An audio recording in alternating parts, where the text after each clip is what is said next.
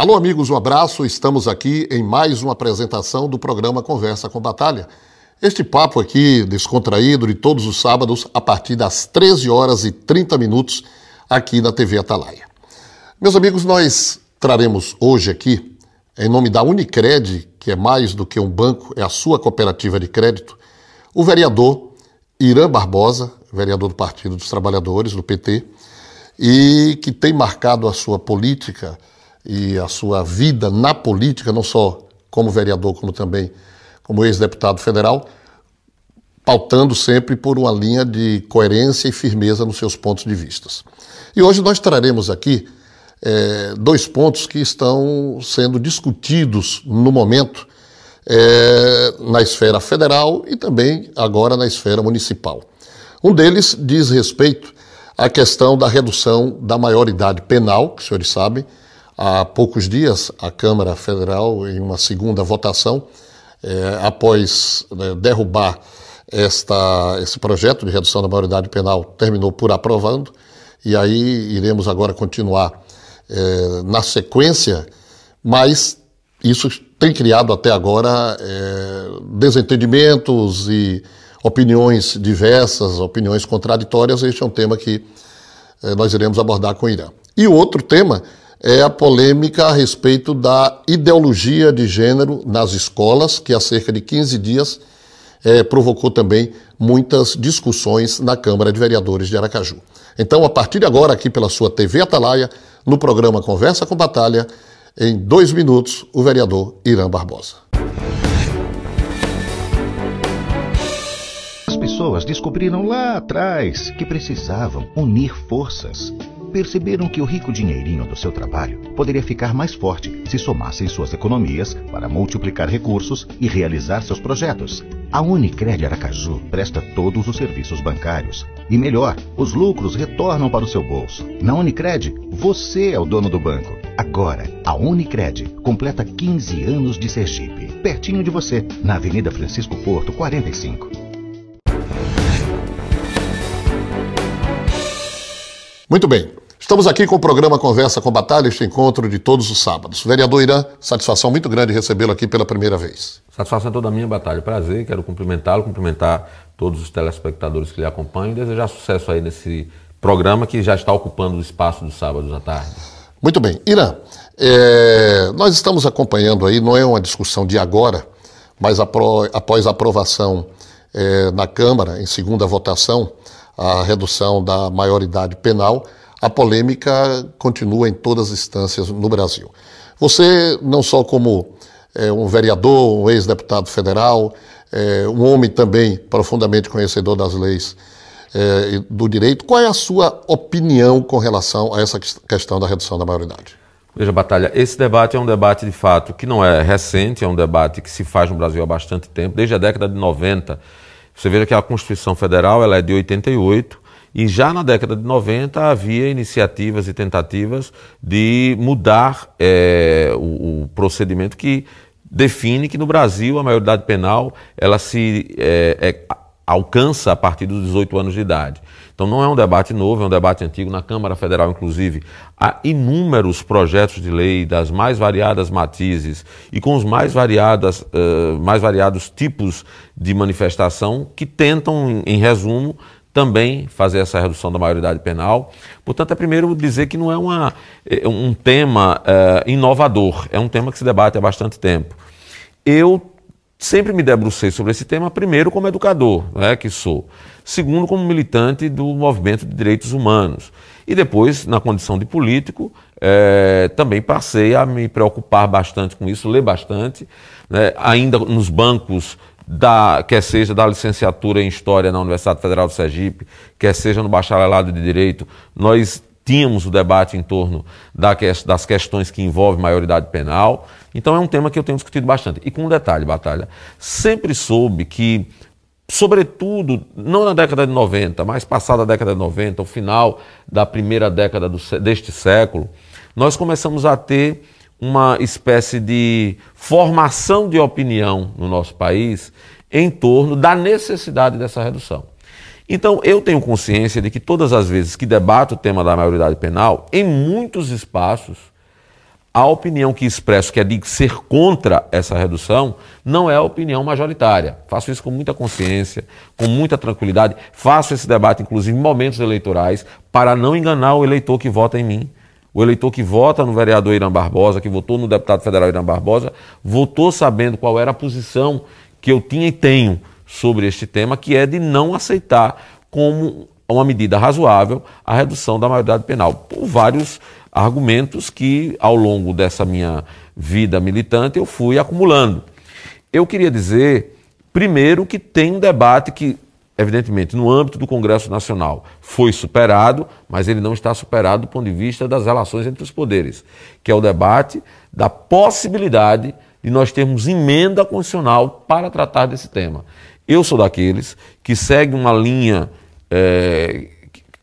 evidentemente que não é uma linha jurídica criada por mim, é uma linha jurídica de pessoas que têm um fundamento muito mais profundo do que eu no estudo da Constituição, como, por exemplo, Dalmo de Abreu Dallari, né, que se alinham a tese de que essa matéria ela se inclui entre as cláusulas pétreas da Constituição Federal, ou seja, significa dizer que essa matéria ela não pode ser objeto de emenda constitucional. Também segue essa linha, manifestou-se sobre isso mais recentemente o ex-ministro do Supremo Tribunal Federal, aqui sergipano como nós, Carlos Aires de Brito, e tem vários outros juristas renomados, respeitados, que seguem essa linha. Eu me filio a eles, porque entendo que isso está firmado entre os elencos e já há julgados, não dessa matéria, mas há julgados análogos do Supremo Tribunal Federal que apontam para a perspectiva de que essa matéria ela não pode ser objeto de emenda constitucional. Então, primeiro isto, superou-se isso politicamente no Congresso Nacional, mas juridicamente esse debate, com certeza, será um debate ainda a ser travado no Supremo Tribunal Federal, que é, em última instância, o guardião da Constituição.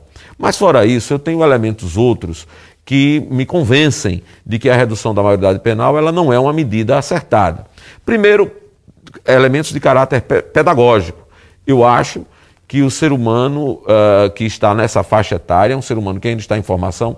Por mais que nós argumentemos que hoje um jovem de 16 anos, de 17 anos, ele já tem uma maturidade superior ao jovem nessa mesma idade de décadas passadas, eu, como educador, sei que essa parcela da população é uma parcela que ainda está em formação. E eu tenho dito que as pessoas precisam olhar para esse debate com o olhar que você tem para o seu filho na hora que você está dentro da sua casa. Eu tenho uma sobrinha de 22 anos de idade, eu olho para ela como quem olha ainda para uma pessoa em formação, e ela tem 22 anos de idade. Eu tenho cuidados com ela, a mãe tem cuidados com ela, os avós têm cuidados com ela, que tem 22 anos de idade, está concluindo um curso superior, com cuidados e zelos de quem a gente entende que ainda está em processo de formação, 22 anos. Se você fizer um trabalho de consciência, você vai ver que esse é o comportamento que a maioria dos pais tem com seus filhos, porque nós estamos convencidos de que eles, até essa idade mais ou menos, já estão em processo de formação, que dirá com 16 anos de idade. Então, primeiro isso, do ponto de vista da psicologia, da pedagogia, tem esse convencimento. Mas há também uma questão, se você for olhar a sociologia do crime, por exemplo, você vai ver, a criminologia nos ensina que o que garante a efetividade do sistema punitivo não é a intensidade de pena, não é essa redução de maioridade penal, mas é a certeza da punição. Você tem que ter um sistema, né, que garanta que as pessoas que cometem qualquer tipo de delito ou que estejam em conflito com a lei, elas terão a punição prevista no arcabouço legal. E o Brasil tem um arcabouço legal específico que trata da questão da responsabilização juvenil. Porque esse é um outro debate, Batalha. As pessoas confundem muito, enganam você. O mundo afora, os países do mundo afora não estão, na maioria das vezes, discutindo redução de maioridade penal, não. Eles estão discutindo responsabilização juvenil. Porque na maioria dos países isso é... qualquer pessoa que for pesquisar sabe que na maioria esmagadora dos países, a idade que fixa a chamada fase de responsabilização penal é a partir dos 18 anos de idade. Em alguns lugares, inclusive, dos 18 aos 21, você ainda tem um sistema híbrido, que ainda dá um tratamento diferenciado até os 21 anos de idade.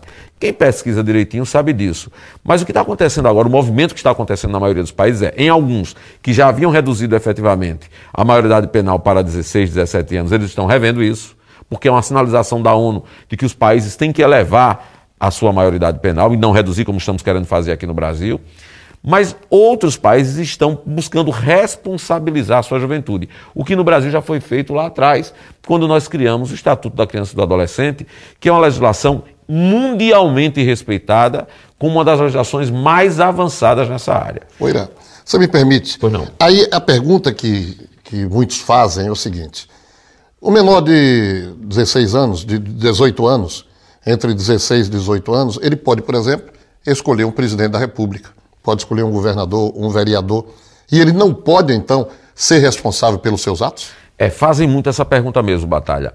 O menor de 18 anos, entre 16 e 18 anos, de fato, existe no Brasil uma possibilidade, foi uma conquista juvenil, isso é política afirmativa e eu sou a favor dela.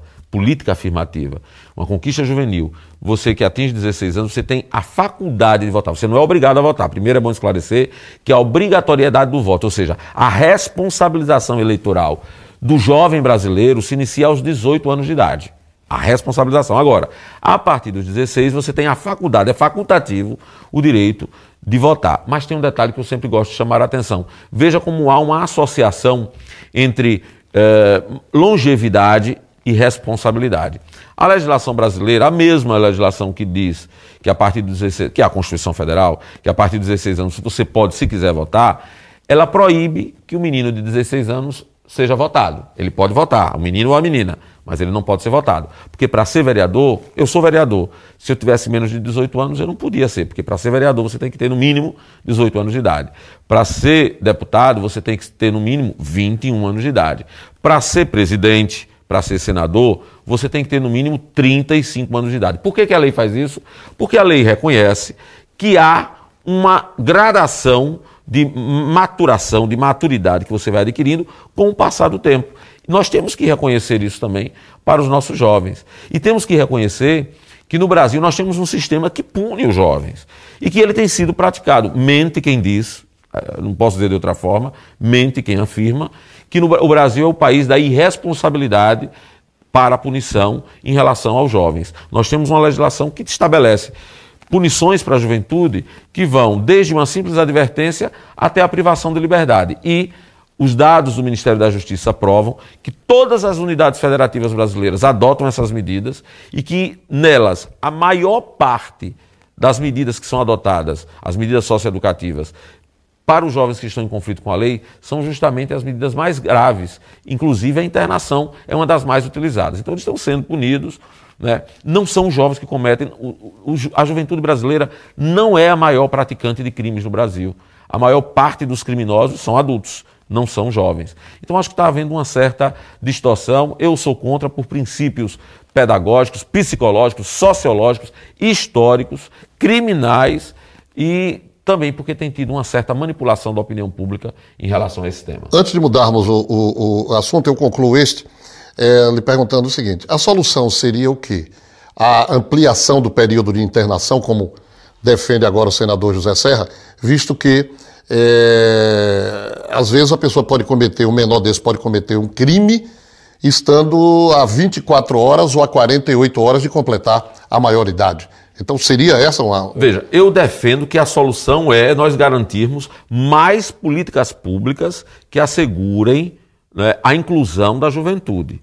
Porque também os dados mostram que quanto menos acesso a direitos a juventude tem, mais vulnerável ela fica a esse tipo de realidade de conflito com a lei.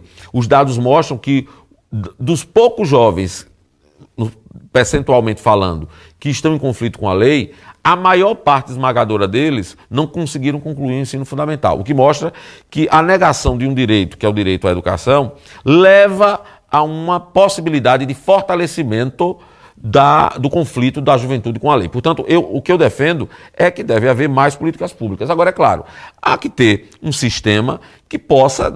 O fato de você não querer reduzir a maioridade penal não significa que você não possa melhorar o sistema que aí existe. Mas, para isso, nós temos que ter estudos sérios, nós temos que ter análises profundas, porque não é só em função de dar resposta, às vezes, a um sentimento de vingança que está muito presente em alguns setores da sociedade relativamente a um crime que eventualmente se comete, que é bárbaro e que nós não concordamos, nós não queremos que aconteça, mas nós não podemos legislar movidos por esse sentimento de vingança e sem analisar mais profundamente o sistema. Eu acho que nós temos que ter muito cuidado e muita cautela nesse tema. Muito bem, estamos conversando aqui com o vereador Irã Barbosa, aqui no programa Conversa com Batalha, pela sua TV Atalaia. Em nome da Unicred, que é muito mais do que um banco. A Unicred é a sua cooperativa de crédito. Conheça as vantagens em todas as linhas de crédito que a Unicred tem para lhe oferecer. Avenida Francisco Porto, número 45. Vamos ao intervalo, voltamos já já. As pessoas descobriram lá atrás que precisavam unir forças. Perceberam que o rico dinheirinho do seu trabalho poderia ficar mais forte se somassem suas economias para multiplicar recursos e realizar seus projetos. A Unicred Aracaju presta todos os serviços bancários. E melhor, os lucros retornam para o seu bolso. Na Unicred, você é o dono do banco. Agora, a Unicred completa 15 anos de Sergipe, pertinho de você, na Avenida Francisco Porto, 45.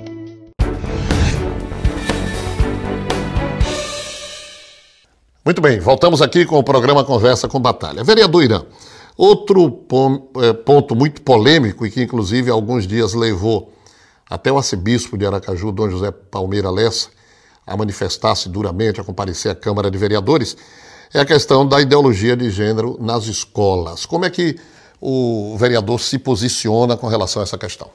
Bom, primeiro eu acho que nós precisamos contextualizar como é que esse debate ele chega no município de Aracaju. Ele chega em função da elaboração do Plano Municipal de Educação, que é a lei que vai definir as prioridades para o setor educacional para os aracajuanos na próxima década, durante a próxima década. Então é uma lei que tinha que ser construída, tinha prazo, o Plano Nacional de Educação que foi aprovado e sancionado ano passado, em junho do ano passado, mas para ser mais preciso, no dia 24 de junho de 2014, definiu que passado um ano da publicação do Plano Nacional de Educação, e a publicação se deu no dia 26 de junho de 2014, nós teríamos que ter os estados e municípios com seus respectivos planos de educação também aprovados, o que deu um prazo de um ano para que estados e municípios fizessem o seu processo de elaboração.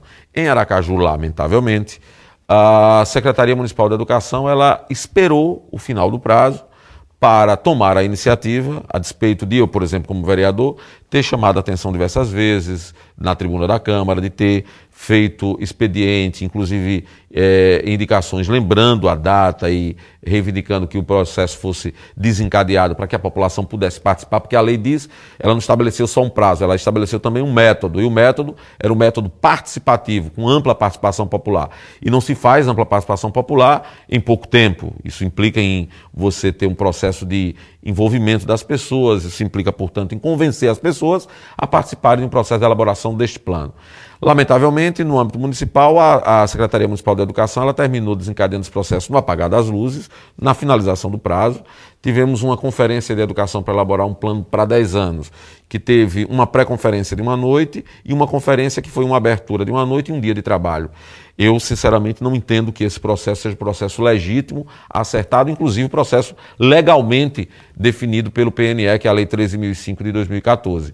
Me insurgi contra isso, chegou na Câmara o projeto e nós tivemos num dia só receber o projeto, ele ser lido, aprovado urgência, já ser votado em primeira votação, para você já ter na sequência a segunda votação num prazo que não houve nenhum tipo de mobilização. Para vocês terem ideia, eram 20 metas, mais de 260 estratégias, fora um diagnóstico da educação, fora o texto da lei, para que você pudesse estudar em um prazo de 24 horas. Não se faz, pelo menos não de forma responsável, plano de educação dessa forma. Eu sou educador inclusive da Rede Municipal de Aracaju, me posicionei de forma a não legitimar esse processo, não dando inclusive meu voto nele. Mas o debate sobre a questão de gênero, ele Márcia entra... Valéria vai mandar cortar seu ponto, viu? Não, ela não manda não, porque ela sabe que eu sou um professor responsável. Agora, inclusive, estou afastado porque estou lá na Câmara de Vereadores. E a professora Márcia Valéria, ela sabe minha posição, já tinha colocado isso para ela, e ela sabe, no íntimo dela, ela sabe que o procedimento não foi adequado. Então é nesse contexto, Batalha, que surge o debate em torno da questão de gênero. Porque entre os mais de 264, acho que o número é esse, 264 estratégias colocadas lá no plano, tem uma que trata da igualdade de tratamento de raça, de gênero, para acesso e permanência na educação de nível tecnológico, que no município de Aracaju é oferecida normalmente pela União ou pelo Estado. E aí gerou-se uma celeuma e um debate em torno do que se chama de ideologia de gênero. Na verdade, nós precisamos ter uma leitura, e aí é o seguinte, as universidades, não de agora, os estudiosos, eles têm feito todo um debate em torno do que significa isso, né? É preciso as pessoas entenderem o que é o gênero, né? Porque o que aconteceu na Câmara Municipal de Aracaju, e eu não concordo com o que aconteceu lá, é que nós retrocedemos à década de 50 e de 60, em que você tem uma lei que diz assim, que homens e mulheres podem ser tratados de forma desigual para o acesso e permanência na educação tecnológica. O que o Plano Municipal de Educação reivindicava de forma acertada é que tem que ter tratamento isonômico, igualitário, para o acesso e permanência dos gêneros na escola de educação profissional. Bem, quem estuda um pouquinho de antropologia, quem estuda um pouquinho de sociologia, quem estuda um pouquinho de história, eu sou historiador, sabe que nós temos uma identidade biológica, que é de sexo, né? Homem, mulher, macho e fêmea, mas nós temos também uma construção histórica, que é a de gênero. Porque, por exemplo, existem diferenças que foram criadas entre nós homens em relação às mulheres, que elas não são diferenças biológicas. Por exemplo, quem foi que disse que cuidar da casa tem que ser uma atividade feminina exclusivamente? Isso é construído historicamente. O debate sobre gênero implica em você reconhecer que ao longo da história houve uma construção conceitual envolvendo o masculino e o feminino que não é biológica. A biológica, nós somos diferentes, homens e mulheres, nós somos diferentes biologicamente. Mas em termos de gênero, nós temos que ser tratados de forma igualitária. Porque o gênero é uma...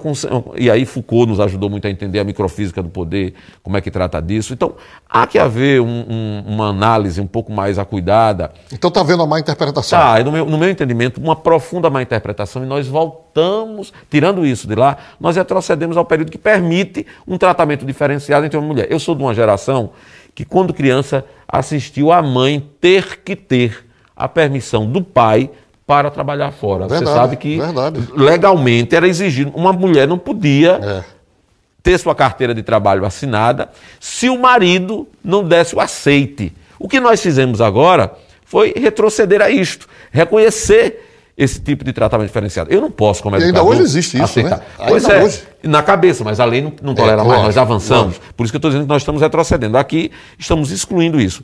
Eu ouvi atentamente o debate, e de forma muito respeitosa, que foi feito lá, não foi só por Dom Lessa, esteve lá a Igreja Católica, esteve também representantes das igrejas evangélicas, colocando seu ponto de vista, todos muito respeitáveis, porque uma coisa é você ter o tratamento do entendimento que eles têm da religião sobre isso, você ouve, você trata. Agora, eu, como legislador, preciso pautar, a minha ação é assim que eu entendo, por uma busca de tratamento equânime entre homens e mulheres. Eu não posso tratar de outra forma. Irã, uma coisa que não ficou bem entendido, nessa polêmica da ideologia de gênero nas escolas, consta esperar que a criança defina a sua opção sexual, o seu nome, tem isso? Não tinha nada disso. Pois é, não tinha nada disso. Algo... O que existe hoje, Batalha, é que o Brasil está avançando em vários lugares para, por exemplo, uma questão do uso do nome social. Mas isso não está definido no Plano Municipal de Educação. O Plano Municipal de Educação não tratava disso. Agora você veja como as coisas acontecem. O Plano Municipal de Educação tratou de coisas que vão profundamente atingir a vida do seu filho e da sua filha nos próximos 10 anos, para o bem ou para o mal, como se costuma dizer, e isso não foi objeto de debate na Câmara Municipal. Agora, o que não estava no Plano Municipal de Educação foi amplamente debatido, porque o que estava lá era tudo menos isso. Por exemplo, menos a questão de... Porque foi colocado assim. Pois é, e a questão das práticas sexuais. Eu tenho no meu celular o que é o texto literal do conteúdo do Plano Municipal de Educação. É garantir a igualdade de tratamento para raças, gênero, no acesso e permanência à educação profissional, sem discriminação. É isso. Então transformou-se aquilo num debate ideologizado, né? Levou-se para um caminho de convicções religiosas, respeitáveis todas, né? Mas que não cabia ali. Isso, agora, por que isso aconteceu, Batalha? Isso é fruto de um processo assodado, pouco debatido, de formulação do Plano Municipal de Educação. Redundou nisso. As coisas que estavam presentes não foram debatidas e botaram para debate o que não estava presente no Plano Municipal de Educação. É uma comprovação de um equívoco e de que, me permita aí, eu quero dizer, eu desafiei os meus colegas no dia que o Plano Municipal de Educação chegou a me dizer quem tinha lido todo ele eram...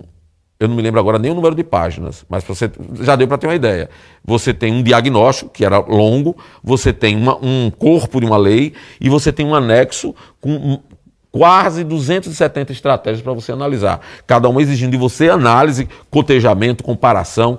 Não teve tempo, as pessoas não tiveram tempo de fazer isso, né? Eu agora que consegui concluir o estudo e a análise de forma responsável. Aí votar sem ter esse trabalho, eu me recusei e não votaria. Por isso que esse debate foi feito de forma enviesada. Eu lamento. Agora, eu sou favorável que você tenha tratamento isonômico entre os gêneros. E acho que qualquer pessoa, não vejo por parte, inclusive, dos religiosos, manifestação contrária a isso. Eles sabem que há que haver esse tratamento. Embora a gente sabe que as igrejas são pautadas por outra ação, que não é a ação do Estado. O Estado ele tem que garantir o tratamento isonômico. A igreja é movida pela fé. Eu ensino aos meus alunos que o fundamento da igreja da religião, não é o fundamento que motiva o Estado. São fundamentos diferentes. Nós temos que garantir o respeito ao funcionamento das igrejas e ao funcionamento do Estado. Vereador Irã, nós temos poucos minutos para o encerramento do programa, mas eu não poderia perder a viagem. Ana Lúcia é candidata a prefeita no próximo ano? Olha, Batalha, esse debate é um debate que não está fechado ainda no nosso partido, né? Ela é um nome forte, a companheira Ana Lúcia é um nome que se apresenta aí como um nome forte aqui na capital, é um nome que o partido tem, é um dos nomes que o partido tem para apresentar e é o nome que tem tido muita aceitação, não só internamente no partido, mas em outros setores, mas essa é uma definição que está em andamento, porque você sabe, envolve aí o debate não só interno do partido, que ainda não foi, digamos assim, resolvido, mas envolve também o debate com outros setores aproximados a nós, está em andamento, cada dia com a sua agonia. Agora é, sem sombra de dúvida, um nome respeitável, um nome que se credenciou para o partido a qualquer momento apresentar. Ela tem um histórico que lhe habilita a fazer essa disputa. Quem gosta de pronunciar essa frase é o prefeito João Alves, viu? Cada dia com sua agonia. Pronto, então nesse caso nós concordamos. Você vê que às vezes a gente tem algum tipo de acordo, né? Irã, uma satisfação muito grande recebê-lo aqui. Um abraço. Satisfação minha, obrigado. Muito bem, estamos chegando ao final do programa Conversa com Batalha, neste sábado, aqui pela sua TV Atalaia, em nome da Unicred, muito mais do que um banco, a sua cooperativa de crédito. No próximo sábado, a partir das 13h30, estaremos aqui com fé em Deus. Um abraço e até lá. As pessoas descobriram lá atrás que precisavam unir forças.